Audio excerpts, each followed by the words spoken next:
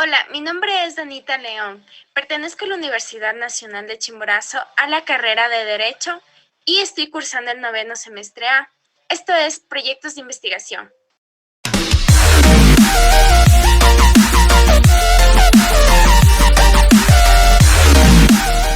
En el video de hoy vamos a hablar sobre la población y muestra dentro de un proyecto de investigación. Dentro de la investigación encontramos a la población y muestra como métodos estadísticos que sirven dentro de un trabajo investigativo. Para ello, es importante establecer conceptos básicos y características de estas dos. La población.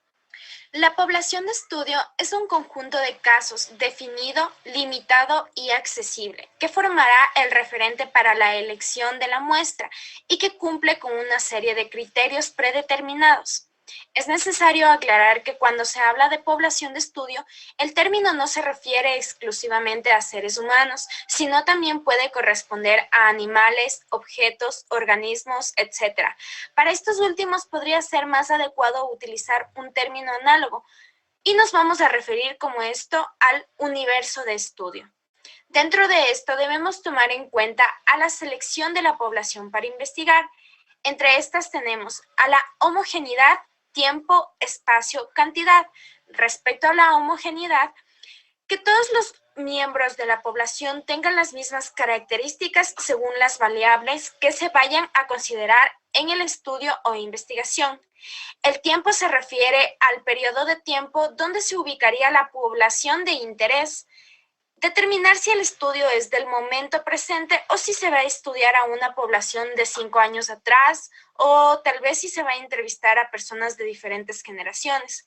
Respecto al espacio, se refiere al lugar donde se ubica la población de interés. Un estudio no puede ser muy abarcador y por falta de tiempo y recursos hay que limitarlo a un área o comunidad en específico. Y respecto a la cantidad, se refiere al tamaño de la población. En tamaño de la población es sumamente importante porque ello determina o afecta al tamaño de la muestra que se vaya a seleccionar. Además que la falta de recursos y el tiempo también nos puede limitar la extensión de la población que se vaya a investigar.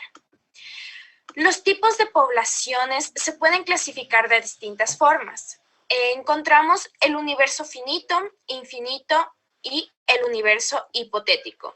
Respecto al universo finito, el universo finito es aquel donde los elementos que lo constituyen pueden ser delimitados, cuantificados, es decir, aquella que se puede tomar y se puede estudiar con mayor facilidad a sus integrantes.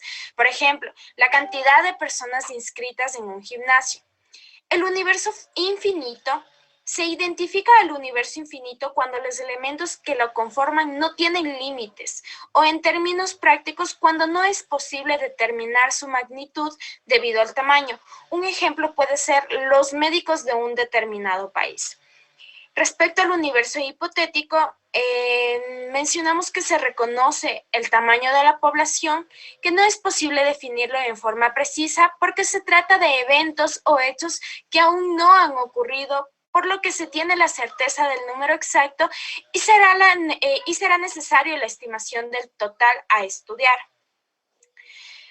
Ahora encontramos a la población diana o blanco. Respecto a la población diana o blanco, se conoce a la delimitación del grupo a estudiar basado en ciertas características. De esta forma, al ser más específica la población a estudiar, entonces será más probable la generalización de los hallazgos de una investigación. Un subgrupo de la población diana es la que corresponde a la población accesible, que se determina por consideraciones prácticas en función de las posibilidades o recursos que dispongan los investigadores. Posterior a definir la población de una investigación, el investigador debe especificar los criterios que tienen que cumplir los participantes. Los criterios que especifican las características que la población debe tener se denominan criterios de elegibilidad o criterios de selección.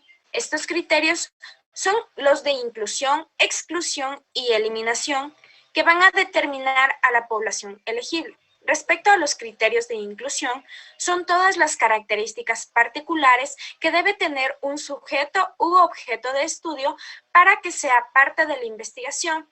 Estas características, entre otras, pueden ser la edad, sexo, grado escolar, nivel socioeconómico, estado civil, etc.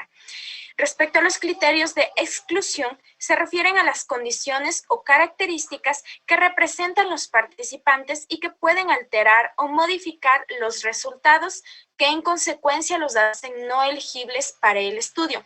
Típicamente estos criterios de exclusión se relacionan con la edad, etnicidad, entre otros.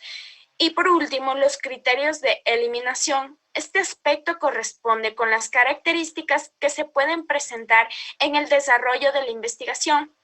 Es decir, serán circunstancias que pueden ocurrir después de iniciar la investigación y de haber seleccionado a los participantes. Entonces, en algún momento no deberán ser consideradas al final. Por esta razón, serán eliminados del estudio.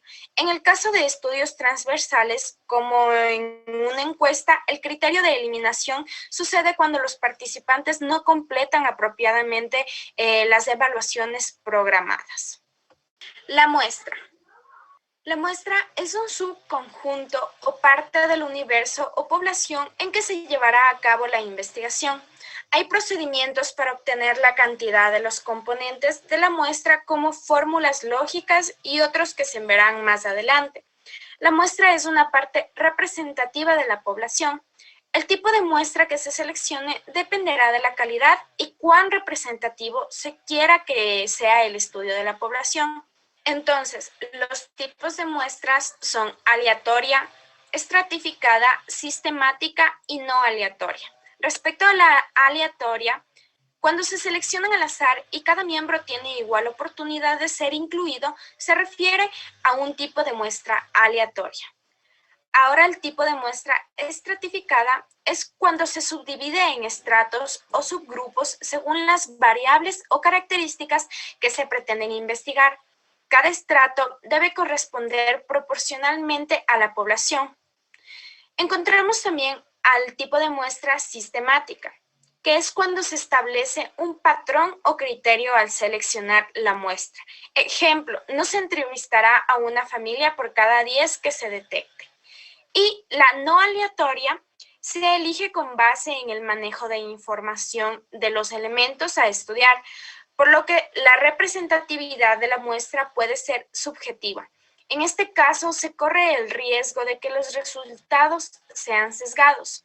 Cuando uno solo de los estudios no es suficiente porque la población a estudiar es extensa, se pueden usar 2 o más tipos de muestreo. Ahora bien, es importante también mencionar al muestreo. ¿Qué es el muestreo? El muestreo es el método utilizado para seleccionar a los componentes de la muestra del total de la población. Consiste en un conjunto de reglas, procedimientos y criterios mediante los cuales se selecciona un conjunto de elementos de una población que representan lo que sucede en toda esta población o conglomerado. El muestreo es indispensable para el investigador, ya que es imposible entrevistar a todos los miembros de una población debido a problemas de tiempo, recursos y esfuerzo. Al seleccionar una muestra, lo que se hace es estudiar una parte o un subconjunto de la población, pero que la misma sea lo suficientemente representativa de esta para que luego pueda generalizarse con seguridad de ellas a la población. El tamaño de la muestra depende de la precisión con que el investigador desea llevar a cabo su estudio, pero por regla general se debe usar una muestra tan grande como sea posible de acuerdo a los recursos que hayan disponibles. Entre más grande la muestra, la mayor posibilidad de ser más representativa de la población. En la investigación experimental, por su naturaleza y por la necesidad de tener control sobre las variables, se recomienda muestras pequeñas que suelen ser de por lo menos 30 sujetos.